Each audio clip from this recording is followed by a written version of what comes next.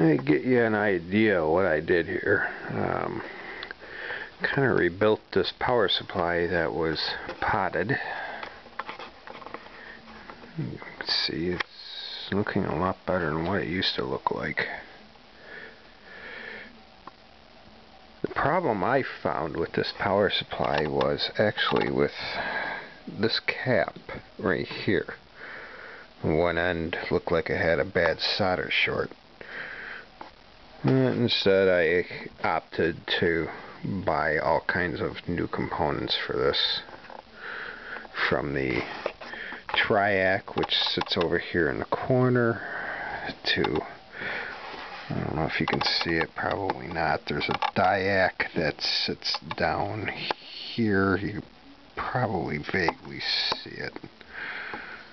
My lighting condition isn't all that great, and the autofocus isn't really working on this camera. The original flyback is still here, and added some 30 kilovolt cord.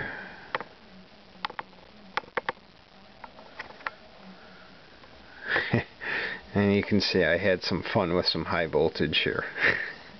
Little burn mark. But anyway, we're ready to fire this bad boy up, and we'll see how this works.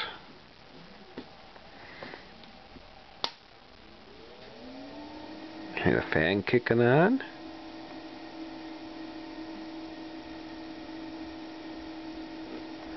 And cranking it up a little bit more. Oop, there it is. And we are running with the original power supply. It's fantastic.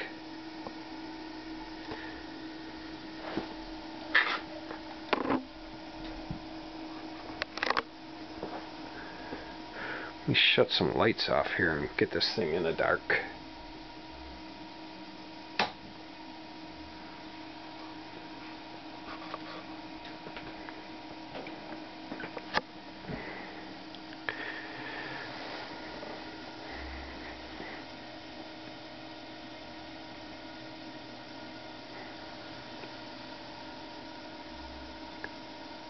Play with the volume knob a little bit and show you what it looks like when we crank the power down just a little.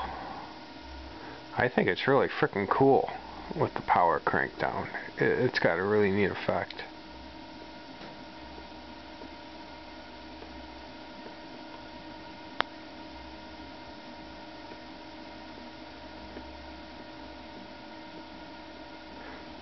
And no power. Well, anyway, I'd like to really try and see if I can build a better power supply. I mean, looking at this, I don't know if I can top it.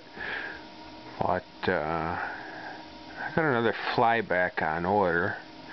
We'll see if different flyback will have any different effects on it, depending on the frequency that the flyback is operating at, and the resonant frequency of that LC circuit that's on that driver board. And there's a lot of variables that can go on this, but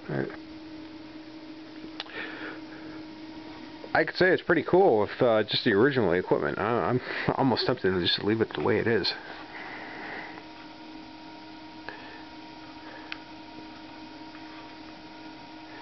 Well, anyway, that's the power supply repaired. Now I know how to repair Falk plasma globe power supplies.